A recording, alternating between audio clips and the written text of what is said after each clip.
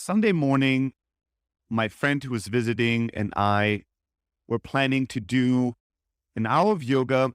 Each of us is doing this 40-day yoga program where you do an hour of yoga that's very kind of meditative, much more spiritual, not as stretchy, more long holds.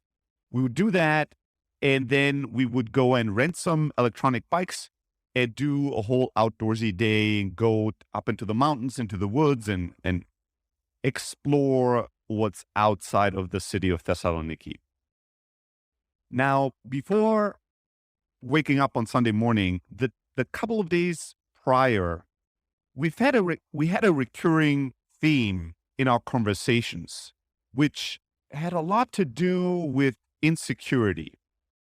Not just insecurity, actually with self-worth, right? The concept of struggling with feeling confident and having healthy self-esteem. Maybe self-esteem is the perfect word to describe this. And we went around this theme in multiple and very different and various ways.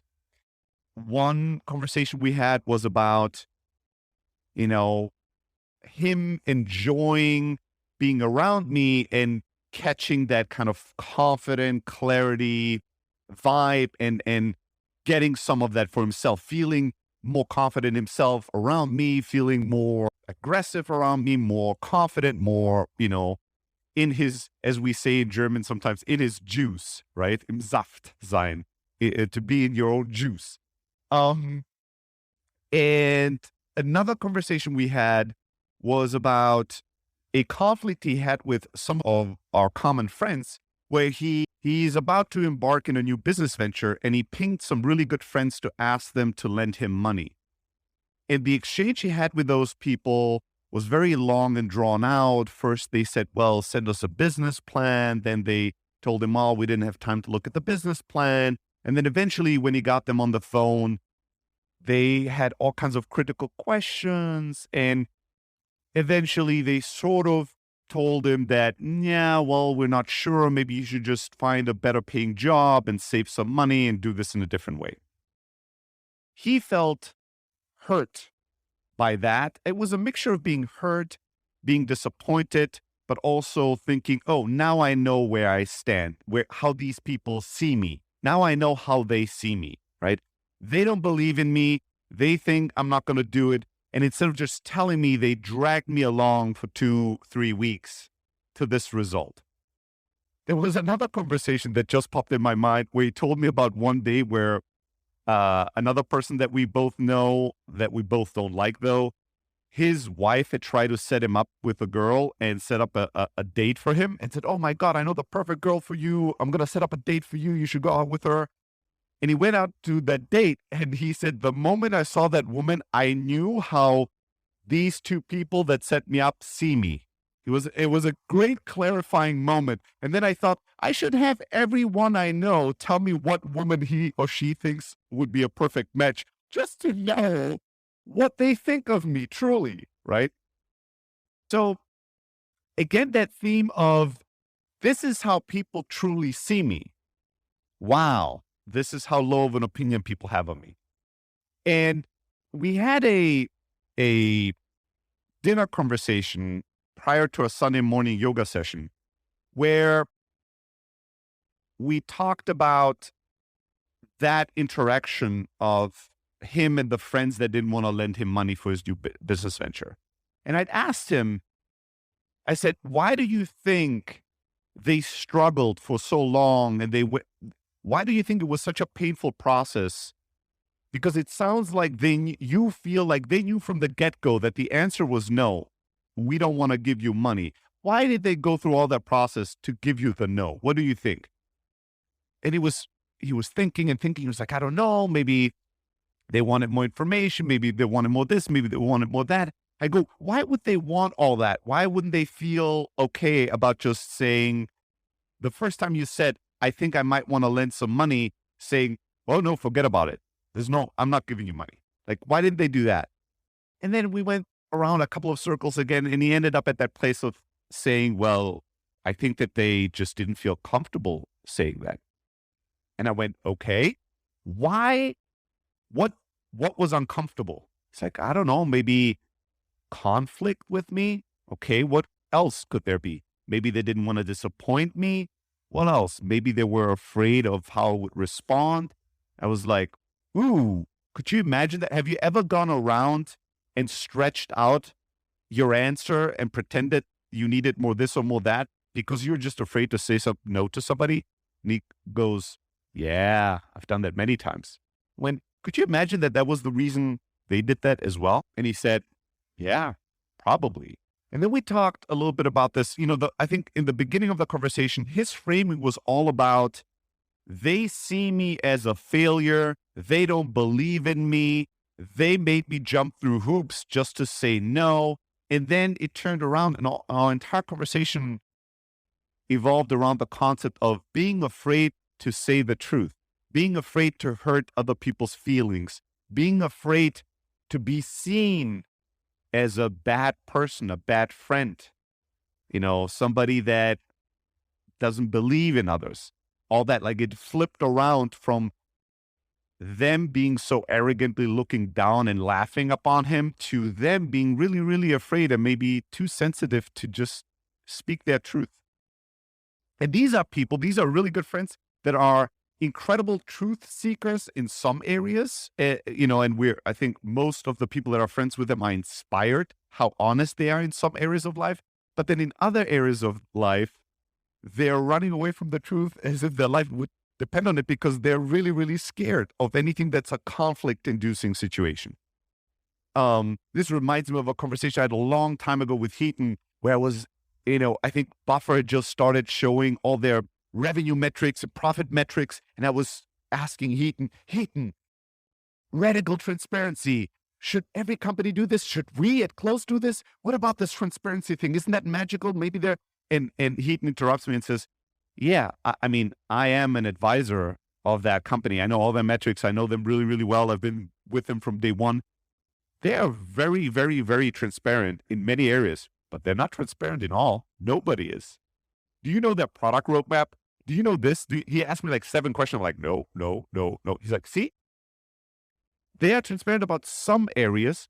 So we talked about honesty and being afraid of hurting other people's feelings, being afraid of being perceived as harsh or hard or rejecting and all that stuff. And then in that conversation, went back to one conflict that I had with this friend. We only had one conflict in all the years we know each other.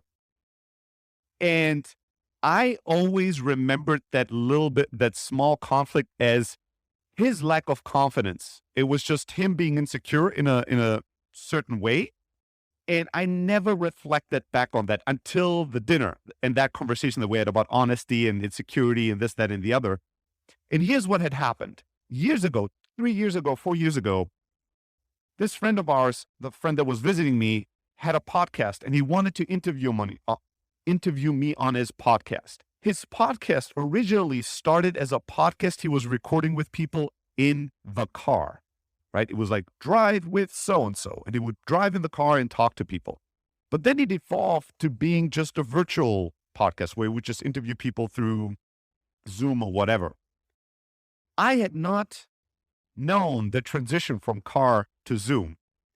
And he was pinging me while I was traveling and asking me, when can we find a time to record a podcast? And one day I tell him, you know what? I'm arriving at this airport that's like an hour away from you on that date. Do you want to just come pick me up and drive me home? And then we'll do the podcast, right? I thought on the way to my home, we'll record the podcast in the car. And he pings me an hour later and says, well, this makes me feel a little bit like I'm a total loser, that I have to do you favors to earn the right to record a podcast.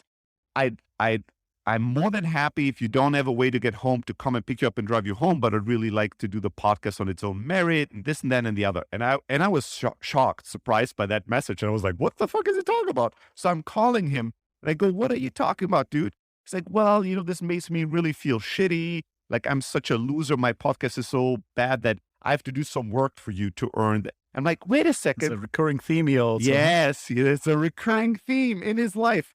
So, and I went back then in the conversation, I went, wait a second. You're doing a podcast in the car. I was just trying to find time for it. So I thought, hey, I have to drive for an hour anyways. If we drive together, we'll record it there. Why should we drive circles in the city if you could just drive me somewhere? And he goes, oh, wait, I don't do the podcast in the car anymore. And I go, how would I know? I didn't know this. And then he went, oh my God, yeah, how should you know this? I always expect everybody to know everything. This is my fault. Sorry, this was my insecurity, yada, yada, yada. And we hung up and everything, quote unquote, was all right. But you know what wasn't all right? How I was feeling towards him and how he was feeling towards me. After that phone call, here's the very next thought that I had was, I have to hang out less with this guy. I can't handle this. This level of insecurity is creating drama, and I don't want drama in my life. And I want to be able to freely act and talk without being afraid of hurting feelings at everything I say. So I started keeping a distance towards him. Over the last year or so, we've gotten closer again through a variety of reasons and circumstances. And I invited him to come and spend a week with me in Thessaloniki, a big, nice Airbnb. I'm like, come here. You can work from here. I work from here. We can help each other out a little bit. We can hang out. And during this week, before he arrived, there was a little bit of a moment where I thought, ooh, I hope that this is going to be okay, because I've never spent a whole week alone with him. And what if this insecurity thing pops up? And what if everything I do makes him like feel insecure and like a loser? I don't want this heavy energy. I just want like, I'm in the business. I'm open for business for light-hearted, easy energy in my life right now. I don't need heaviness. And we had a great week together. We had a really nice week. And at the very beginning of the week, I told him, listen, I wouldn't have invited you if I didn't think you're an awesome person. You have great energy. You're creative. The stuff you're doing is awesome. Like, please chill. Then the second thing I told him, because I was in conflict, I typically invite all my friends. Most of my very close friends, not all, but most of them, I'm in a financially much better position than they are. And I don't know, maybe it's the way I was raised. I feel the urge to pay for things, to invite people to things. Especially if it's somebody that's like an entrepreneur that is, broke. I've been there before, that doesn't have that much money. I want to invite him. But I also know that I make people sometimes uncomfortable with this. I've learned this over the years, so I'm more careful and thoughtful around it. So the very next thing I told him was, listen, I've invited you here, so, tell me, how do you want to handle money? Because I would just default to paying for everything we consume. Is that okay with you? Do you want to pay for half? Like, how do we do this in a way that's okay for you? And he said, you know what? Thank you so much for bringing this up. I was really nervous about this and conflicted how to handle it. Here's what I'd like to do. I can't pay for everything. I don't know where we're going to be and what we're going to be doing. But let's do this. Anytime that I want to pay, I'll tell you I'm paying this bill. And then don't argue with me. Just allow me to do it. And I'll just decide based on the pace of how things are going. I said, all right, that's totally cool. He paid for a lot of things, way more than I thought when he suggested this. But that's what he wanted. And I gave him that space to feel good instead of just steamrolling over him like I used to do. Coming back to the dinner conversation Saturday night, I'm jumping on timelines here, but this is the way it is for today.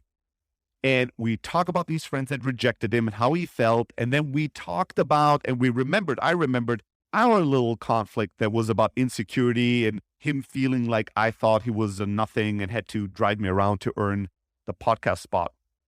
And I told him, and he was like, yeah, that was all my fault. It was just, I was in such a bad place. I was so insecure. It had nothing to do with you. And I stopped him. And for the first time, I realized this myself in that moment. And I go, dude, you know what's crazy? Yeah, it might have been on your end. It might have been insecurity, interpreting my behavior and what I told you in a very specific way, that not the way I intended it, right? You misinterpreted my actions and my suggestion. But here's how this reflects back on me.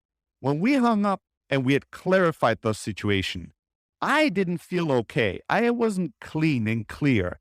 I felt afraid of you. I thought I need to keep this guy away from me because I cannot handle his insecurity. What is that? I'm going to tell you what it is because I just realized that. That was my fear of being seen as arrogant. I've had this for a long time. Like I was terrified of having you around and maybe in acting freely, speaking freely, behaving freely without holding myself back, without filtering. Wait a second. Will this make him insecure? Could this action be interpreted as arrogant? I didn't want to have to do that work. And if I didn't do that work, I was afraid that I would do things and say things that would make you feel insecure and make you feel like I think I'm above you. I am arrogant. I place myself higher than you. And because I'm afraid of people seeing me this way, and I truly was for most of my life afraid of people. It's hard to believe if you pay attention to how I walk into rooms and how I talk, it's very hard to believe. But dude, Ramin, you know this a little bit. It has taken me the last 3 to 4 years to even realize that I come across as hyper confident and slightly arrogant and always cool, that I build up that kind of facade and that external persona and that look.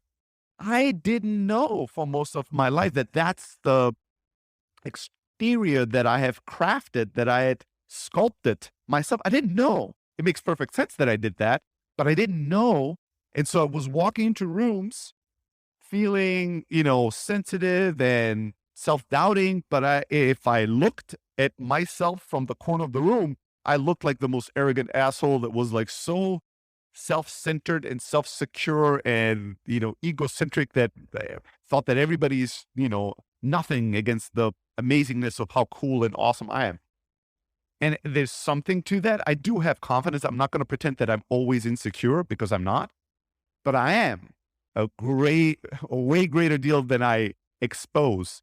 And I didn't know this a couple of years ago. I just come to learn this myself. And it took me a while to understand that I have a deep-seated fear of people seeing me as arrogant, although a lot of things that I do come across as, there's a fine line between arrogant and confident, right? But it's oscillating between those two worlds probably.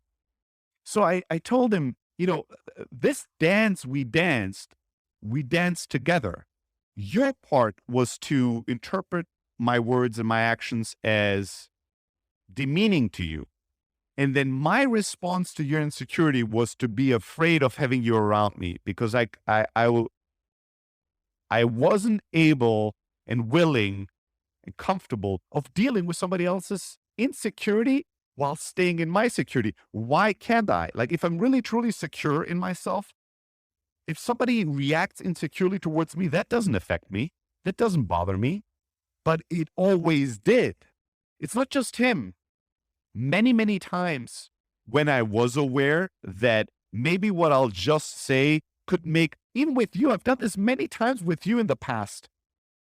When I thought if I say this or show this to Ramin, it might make him insecure. It might make him feel less than me.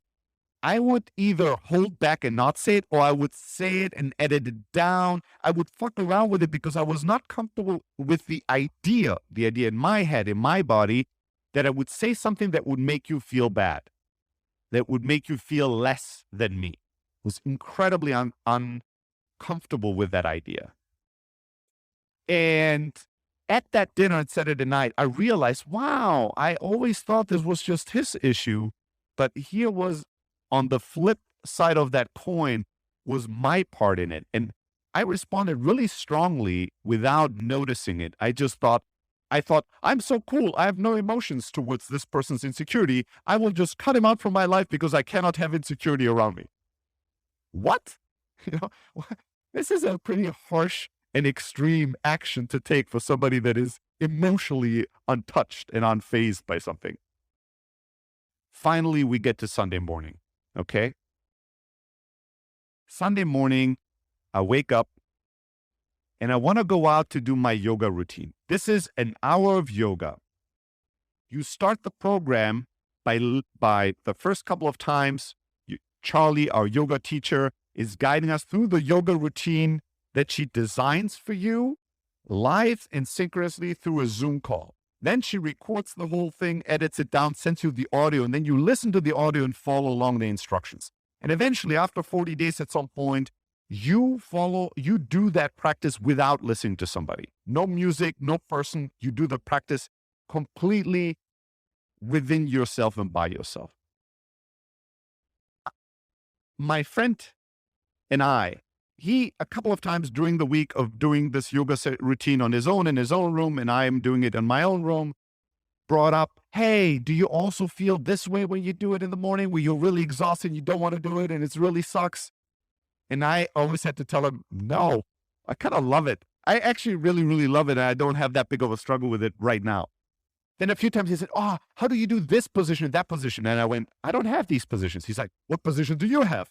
I went, I don't know, this and that. He's like, you have these positions? I don't have these positions. And again, it was a little bit of a comparing, and instantly, just within 30 seconds of conversation, it was clear to both of us that I have some much more challenging positions than he's gotten, right? And that maybe he has a bit more of a struggle in the morning to do it than me, which instantly made me go, I cannot talk about yoga with this friend because I don't want to make him feel bad about this. Sunday morning, right? Oh, a couple of days before, I had talked to him 5 days before about Charlie, our yoga teacher, suggesting to me that I should start doing the practice on my own without listening to her, without listening to the audio anymore. And that I'd been terrified by that idea, excited, but also terrified. I was like, it's so comforting that I just follow along and do whatever the voice tells me. I don't have to decide how much longer I have to hold the position. I don't have to decide if I'm motivated to keep going. I just do whatever the voice tells me. I'm like, I can't even imagine doing this without the voice. So much more work. And he was telling me, yes, I feel the same way, I don't know when I'm going to do the transition. I talk with Charlie. She calls me to talk about this. And she gave me some simple words of encouragement. She said, hey, you can do this on your own whenever you want. After 40 days, after 3 months, there's no hurry. And I said, yeah, how do I do the transition? How do I know how long? Some positions, I feel like you're doing 20 deep breaths. Sometimes it's 15. I'm not exactly sure. How do I do all this? And she said something that I've told to many people in many different areas in other contexts in life. So it clicked immediately for me. She was like, it doesn't really matter. Like, you're going to struggle. Once you start doing the practice on your own, you're going to forget some positions. You're going to do some shorter, some longer. It's going to just be a little bit of an awkward duckling transition, and that's fine. And there's nothing you can do to bypass that. And you can write down the positions if you need some guidance on a piece of paper somewhere, but at the end of the day, it doesn't fucking matter. But what matters is that once you start doing it on your own, no music, no voice, you actually are a yoga practitioner, because then you're with yourself. You hear your thoughts, you feel your body, there's nothing else. And that's a deeply spiritual practice. It's different if you go to a yoga studio, it's full of people and somebody's guiding you through it and there's cool music and scents everywhere. That's really nice. And you might want to do that on top of your personal practice, but your personal practice is different. And so whenever you're going to decide to do it, it's going to suck either way. So just, whenever you feel ready, you do it. And after that call, I was like, this isn't a big deal. I know this concept. Okay. And then 2 days later, I woke up one morning and I thought, today's the day. I'm doing this without anything. So I did it without any audio, 1 hour of yoga on my own. And it was a fucking amazing. It was incredible. It was perfection. And I did it the next day and the next day. And then it's Sunday morning. I get up and I want to do my yoga practice. I go out on the balcony. This balcony is perfection for yoga. Sea view, everything, beautiful. And I already see my friend out there doing yoga with playing out the audio voice of our yoga teacher loud through the positions. And wait, I think with playing or without playing? With playing the audio of the yoga teacher. Yeah. And I think, fuck this. He's already out there. I go back inside and I go into my little room and I go, well, I'll just do the yoga session in my room. And as I put out the mat and everything, my body goes really, I start feeling really unhappy. My mind is saying, this is no problem. I can do yoga anywhere. But my body instantly feels depleted and kind of depressed and sad. And I stop myself and I go, why would I do it in this shitty little room instead of on this beautiful, humongous balcony? Just do it next to him. And I think, well, if I go outside, he will see that I do the yoga session without audio, that I'm already again kind of a step ahead. And B, he will see all the difficult positions that there's going to be a comparison struggle. And it's going to be fueling the fire of insecurity, which is something I don't want to do. I go, God damn it, what do I do though? I want to do yoga on the balcony and I don't want to wait a whole hour. Then I remembered he had texted me when he started yoga and I go, let me see how much, maybe he's done in 10, 15 minutes and I could just wait for him to be done and then I go out. And I looked at the time and it's been 20 minutes. I'm like, fuck, I don't want to wait for 40 minutes. I don't want to do yoga in my own room. And then it clicked in my mind and I went, shut the fuck up and just go out and do yoga. And don't worry about other people. He can handle it. You don't worry about yourself. You're not doing anything bad. Just do your fucking thing and let him do his thing. Who the fuck knows? So go outside and I do my yoga practice next to him. Now, that yoga session was on a new level of spiritual enlightenment. It was an intense yoga session at the beginning because not only was I doing it outside and it's a very noisy environment, but I'm listening to my own yoga teacher giving yoga instructions, but not paying attention to the yoga instructions or what the person next to me does. And, I had all kinds of insights. I'm like, wow, we have been conditioned since childhood to be responsive, to listen, to respond to our environment, to act on external stimulus. And this has only exponentially grown with technology. And there's a real counter conditioning that needs to happen every single day, not just once, to live a life where you can be unresponsive. To learn to be unresponsive is probably one of the most holy skills you can hone today and in the future of your life. Learning to be selectively unresponsive to external stimulus. And you can't just say you want to do it or have an enlightened moment at a meditation session that you go, I need to respond less to the external stimulus of the world. It is a conditioning, a practice you have to do every day, because every day the entire world is conspired against that and is trying to stimulate you to respond.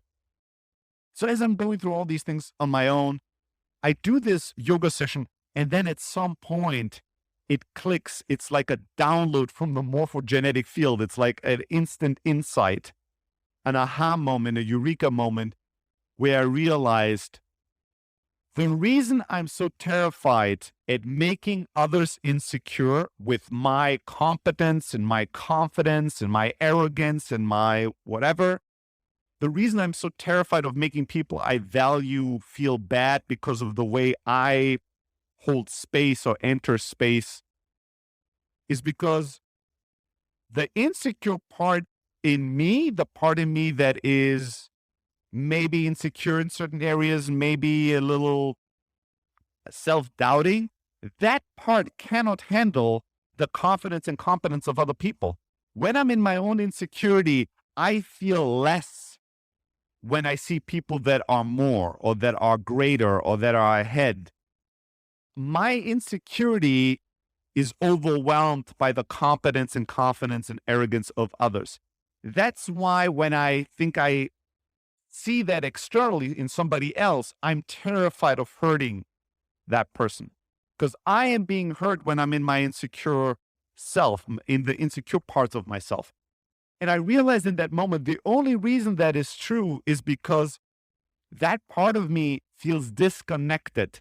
We only can feel insecure in relation to another human when we feel disconnected from humanity and from that other person. When we feel connected, it is inspiring, it is encouraging, it is enlivening because we're all one. And we believe if this person can do it, I can do it. If this person is doing it, it is benefiting me and everybody else. If this person is doing it, it is good for them and I love them and I want them to be flourishing.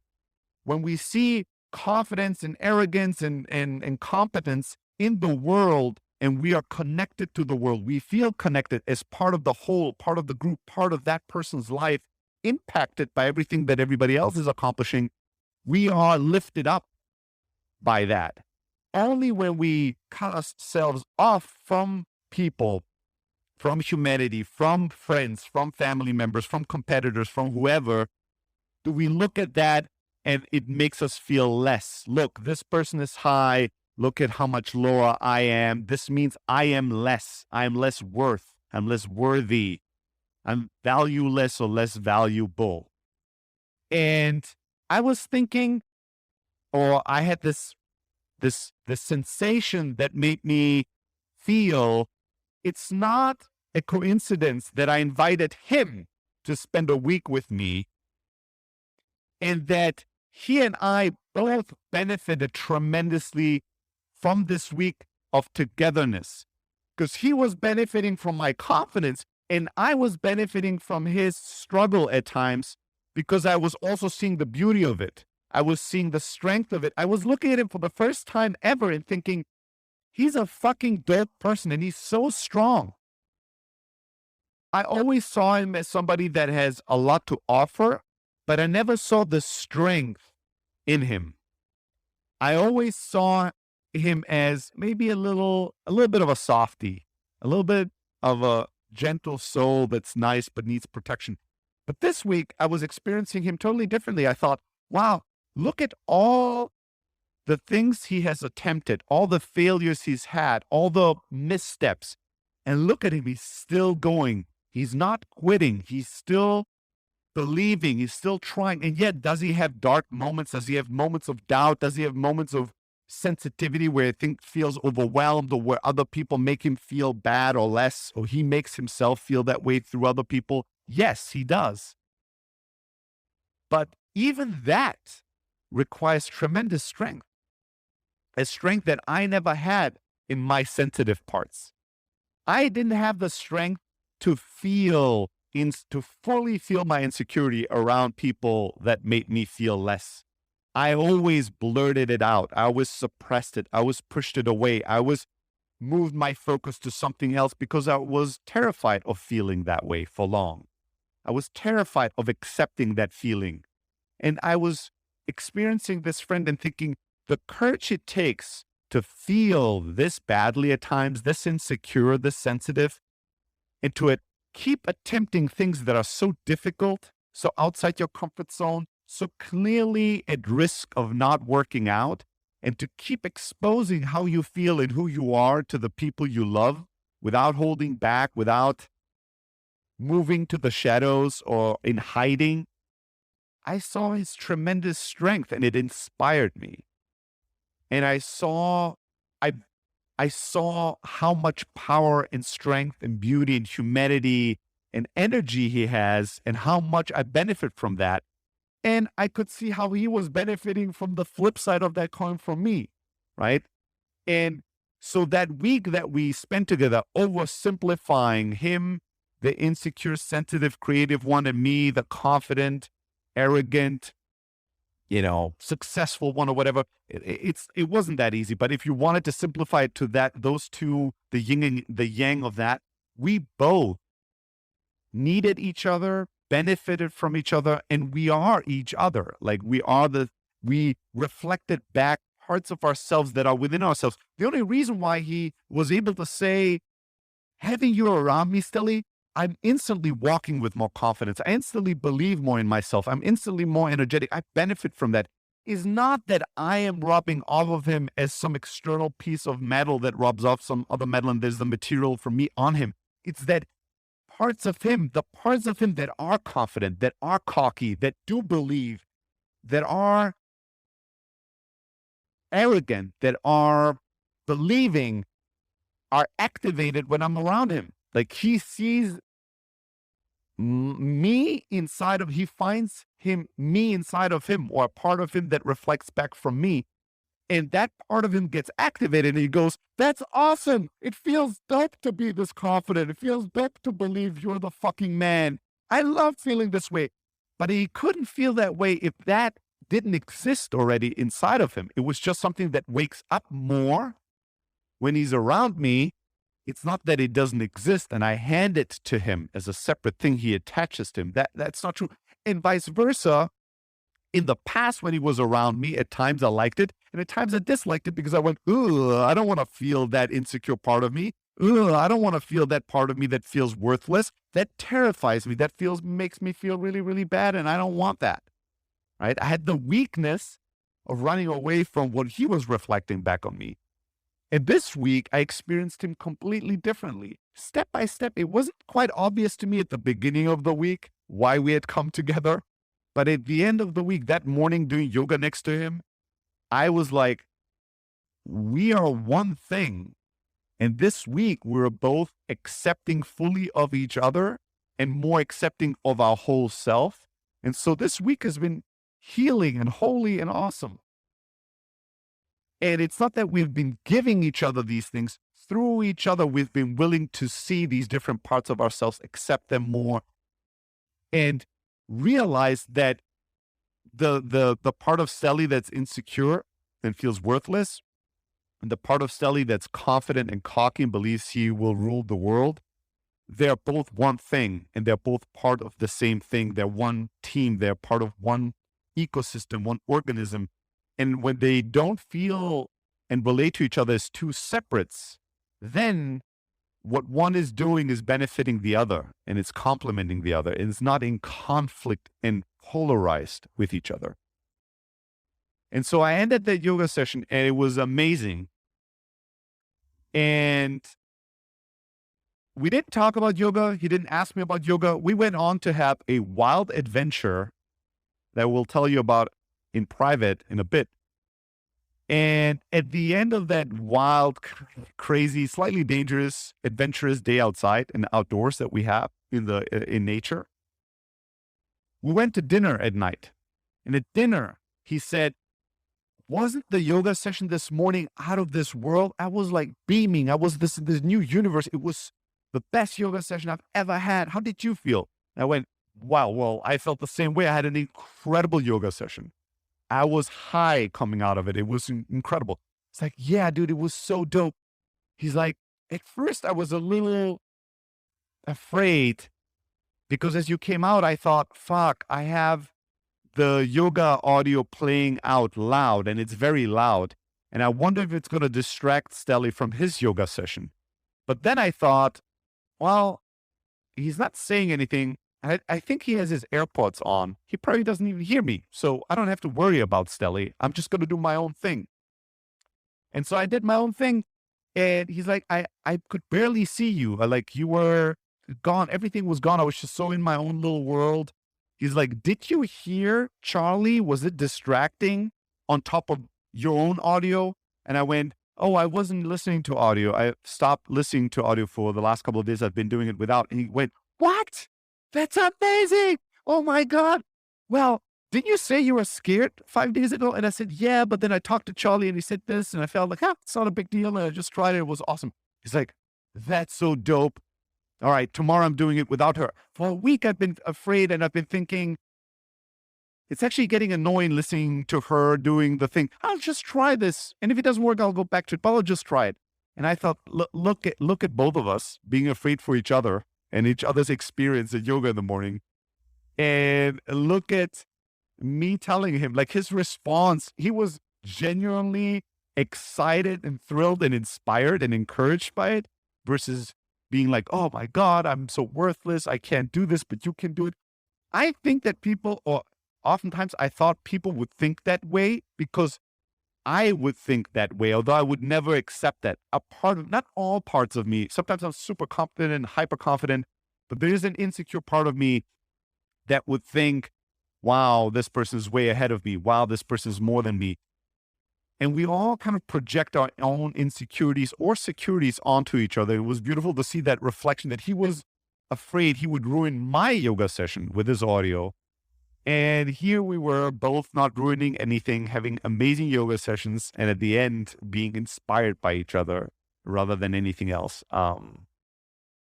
Yeah, that week of hanging out with my insecure reflection in full acceptance, open, curious, relaxed, I learned so much about myself. Like you wouldn't believe. It was a really, really amazing experience to go through this. People Yeah. can handle everything. They really can. Yeah. It's often Yeah. so much also of our own insecurities feeding the insecurity of the other person. Like I'm insecure about being this confident around this person or about being ahead of this person. My insecure part is saying being ahead is bad, will make people feel bad that you love. And that insecurity is feeding into the insecurity of the other person.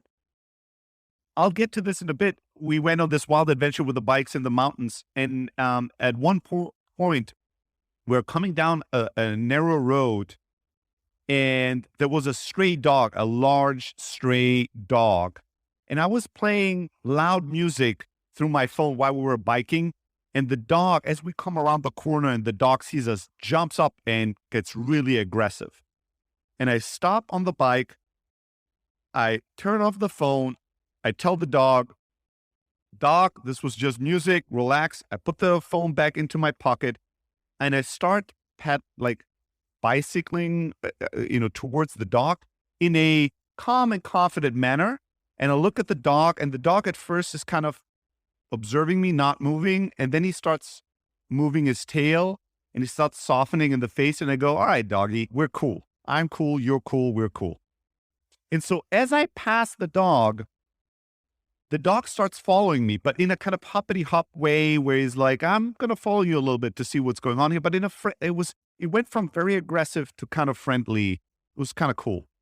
And then 2 seconds later, I hear the dog barking in a very threatening way. And I stop immediately and I turn around and I see our friend off the bike and the dog in front of him. And the dog is in a very aggressive posture.